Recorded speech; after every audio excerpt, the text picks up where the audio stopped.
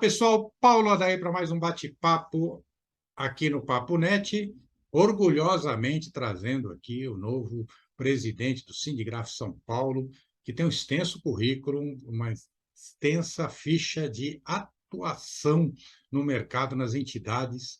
Eu gostaria até que ele falasse, também tem um currículo extenso aí, eu não quero cometer nenhuma indelicadeza, então eu prefiro que ele mesmo se apresente aqui, porque com certeza, com a minha dislexia, eu vou acabar errando, tentando ler o extenso currículo dele. Ricardo, é um prazer recebê-lo aqui no Papo Net, num momento crucial, num momento importantíssimo da nossa história, do mercado, do setor, depois de uma pandemia, ainda sofrendo a influência dessa invasão na Europa, e de uma reformulação do mercado e da economia como um todo, independente dessas crises todas, ainda temos uma reformulação tecnológica e um posicionamento tecnológico. Mas eu gostaria que você se apresentasse aí das armas que você dispõe para enfrentar esse grande desafio, né?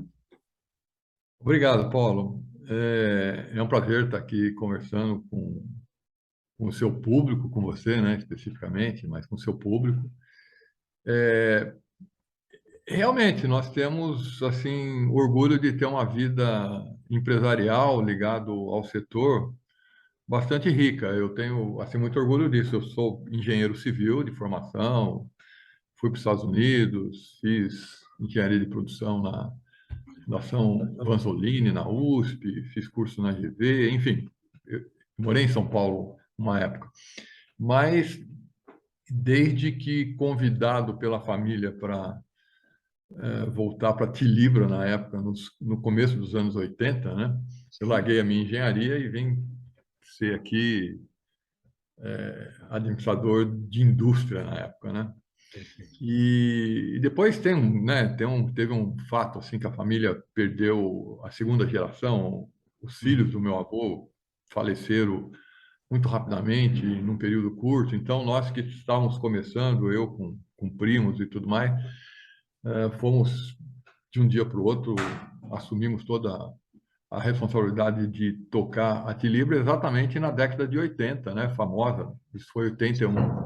Aquela década que foi a Foram famosa. forçados a mudar de patamar. Exatamente, aquela década de inflação, o país andando só de lado, foi uma coisa bastante desafiadora, né? E nesse período foi muito rico, porque foi quando eu comecei a participar de Abigraf, já pela Tilibra, né? Uhum. Nesse período nós montamos a Tiliforme, né? É de 85, foi montada pela Tilibra. Eu comecei a participar da Abraforme, né? Poucos anos depois eu assumi o meu primeiro cargo assim de relevância como presidente da Abraforme, que era um setor fortíssimo na época, né? Os formulários contínuos tinham assim um papel de importância para as empresas vital, né? Eram os Estratégico. documentos fiscais, né?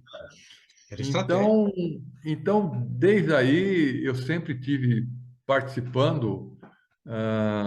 Depois da Abraform, continuei na Abigraf, participando mais indiretamente. E nos últimos 12 anos, aí, eu sou vice-presidente do Sindigraf, né? Na gestão do Fábio Mortara e do Levi. Então, chegou uma hora que não dava mais para ser o eterno vice, né? Nós tivemos que assumir a postura, mas eu estou muito contente porque o momento também está muito rico, como sempre, né? Nunca deixou de ser. Nós temos mudanças aí estruturais com a saída da BTG, a Sim. renovação agora da Bitec, toda uma conjuntura nova que mundial de valorização da indústria de transformação. Isso pode ser uma grande oportunidade para nós também. Sim. E vamos tentar dar a nossa contribuição enriquecendo aí o nosso setor, junto com pessoas muito competentes, um time muito bom que nós temos lá. Foi muito bom você citar a década de 80, porque você tem a experiência, então, de um outro período de transformação tecnológica gigantesco, que foi o começo da editoração eletrônica, dos sistemas digitais, né? Da troca do scanner do scanner de cilindro para os scanners digitais, da Exato. impressão digital, do fotolito, e tantas outras tecnologias, sem contar da própria eletrônica mesmo, sendo cada vez mais embarcada no processo gráfico. E agora nós passamos por algo muito parecido com a digitalização, com a transformação digital que vem agora, só que agora nós ainda temos um outro problema, outros problemas ainda maiores, conjunturais, como você mesmo citou. A gente tem essa questão da globalização que entrou em xeque, né, com os mercados globais, e agora nós começamos a ver a importância de valorizar mercados locais, né, mas com padrão global de atendimento, para Sem poder dúvida. atender globalmente, para poder continuar, né?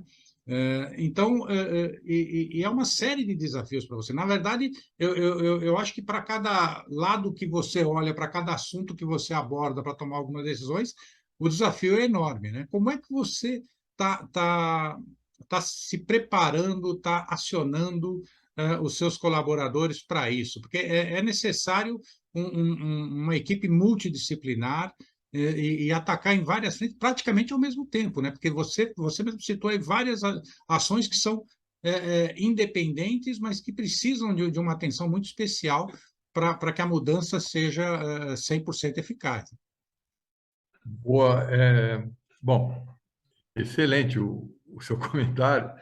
Me faz lembrar do seguinte: quando eu comecei na Tilibra, embaixo, tal, fazendo programa de qualidade na época, a Tilibra tinha uma área grande de tipografia, né? Sim, O próprio nome, para quem não se lembra, a Tilibra vem de Tipografias e Livrarias Brasil, né? Então, ela tinha uma área grande dentro da indústria de tipografia. Então, eu comecei na indústria gráfica vendo a tipografia, ela já tinha uma área de offset, e depois tinha uma área grande já de acabamento de cadernos, tal, já mais moderna, essa coisa toda.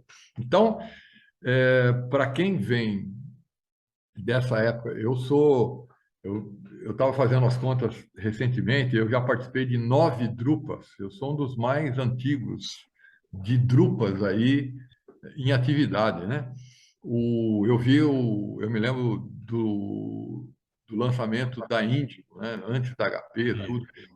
Enfim, o, isso tudo, se você souber usar assim para valorizar toda essa transformação e entender a dificuldade que as pessoas, mesmo as mais jovens, têm de fazer esse acompanhamento para um processo mais convencional, mais ortodoxo, para um processo mais digitalizado, né, mais automatizado e tudo mais, você percebe assim que a história se conta com é um processo crescente, gradativo, a essência tem muito assim de ser a mesma, né? Desde 40 e tantos anos, 50 lá, as dificuldades de adaptação das pessoas com novidade, com tecnologia,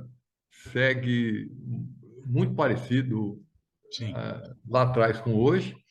E você tem que usar toda essa experiência, né, que é o que eu mais faço hoje internamente na empresa, usar essa experiência para valorizar a importância que tem a modernização, a digitalização, a automatização dos processos como um mecanismo de gestão e para garantir a competição, para você conseguir ser competitivo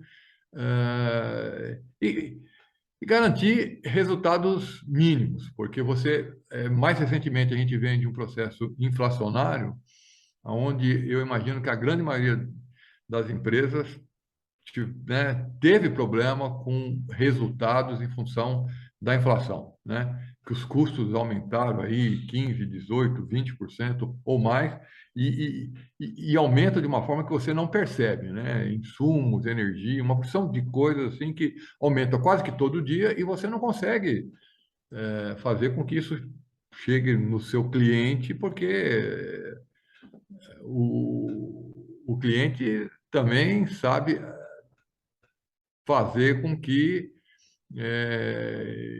ele joga com a oferta do mercado para garantir o preço dele. Então, você não sobra mais espaço que não seja você ser competitivo, né? Esse é o grande desafio que todo mundo hoje tem que ter em mente. E para isso você tem que criar todo esse ambiente novo que você falou aí muito bem de modernização da gestão industrial. Perfeito. A gente sabe que o gráfico, o mercado gráfico em geral, ele é de altíssima tecnologia aplicada na planta, né? No chão de fábrica, nas máquinas de impressão, ele é. É, Mas ele ainda é muito familiar, ele ainda é muito muito. pouco tecnológico fora da fábrica. Ou seja, vai para vendas, vai para orçamento, vai para a própria gestão, ele ainda um perfil bastante familiar, né? Um perfil bastante Verdade. familiar.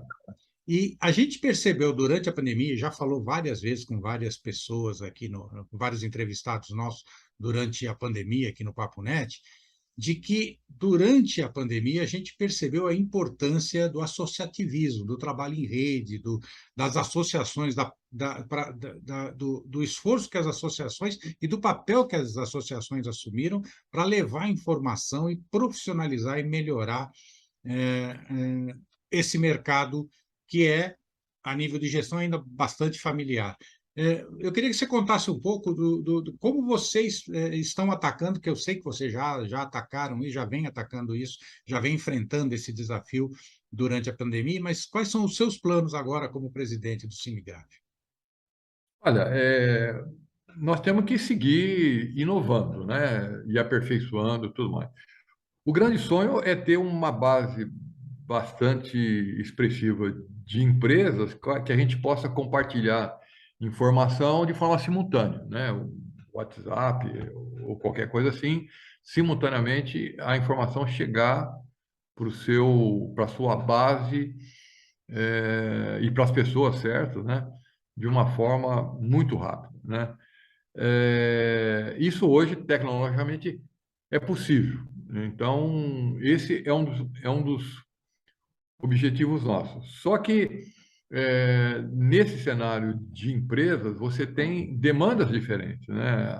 As empresas maiores, mais estruturadas, que competem num patamar que tenha efeitos assim com exportação, sofre impacto de importação e tudo mais, é uma demanda, né? Você tem aí, a gente tem um grupo aí aproximadamente de 2 a 3% de empresas de um certo porte que tem uma demanda de estar a par de tecnologia, de concorrência, está dependendo muito da rede de fornecedores, enfim, essa é uma demanda assim, muito importante, porque são essas empresas, inclusive, que bancam o sindicato, que estão junto, que tomam as principais decisões.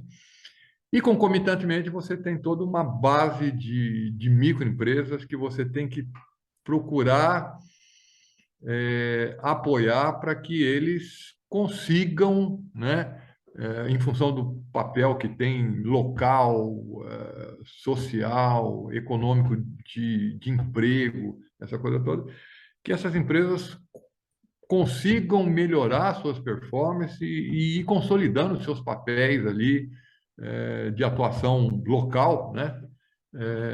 E fortalecendo e isso fazendo com que toda essa massa do setor gráfico cresça de uma forma mais consistente e equilibrada. Então, é um jogo difícil de fazer, a gente tem consciência disso, e as próximas discussões agora, já que estamos passando a fase de dissídio é nesse sentido. Como é que, em conjunto com a Abigraf, em conjunto com a Abitec, Senai, né, que tem um papel aí importantíssimo aqui Sim, para a gente possa disseminar